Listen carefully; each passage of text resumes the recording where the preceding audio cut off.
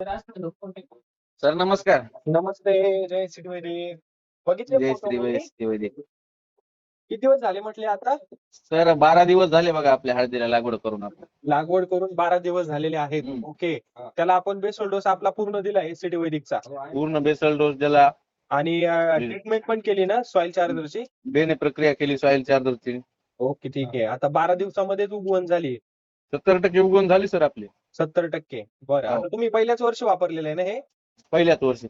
Okay. आता इथून मागे तुमचा काय अनुभव होता, की म्हणजे किती दिवस लागायचे साधारणतः लागवड केल्यानंतर उगवून यायला? 21 दिवस लागतात बघा सर. 21 दिवस 30 दिवस लागतात हळद यायला लोकांच्या बाहेर. बाहेर निघायलाच तेवढं लागतात. हो. आता 30 दिवसाला दिसायला लागते त्याची सगळी वावर. आपलं आता कोंब जवळपास 70% आलेले आहे वरती 70% सगळे कोंब आलेत आपले वरती 12 दिवसांमध्येच. 12 दिवसामध्ये. म्हणजे हा रिझल्ट तुम्हाला पहिला दिसून आला त्याचा, म्हणजे आहे बघा त्याच्यामध्ये ताकद आहे मागच्या तेवढी. रविवारी सर मी आलो होतो गावी. हा हा. मागच्या रविवारीच आपले 5-10 कोंब दिसू लागले बापरे, म्हणजे 7 आणि दिवसातच. 7च दिवसामध्ये. हा आणि आता 8 दिवसाच्या नंतर मी आलो गावी तर पाऊस झाले ना 1-2. हा. तर आज जवळपास 70% कोंब बाहेर आलेत आपले सगळे. बरं बरं. आता अजून एक 5-7 दिवसामध्ये पूर्ण गच्च दिसेल तुम्हाला.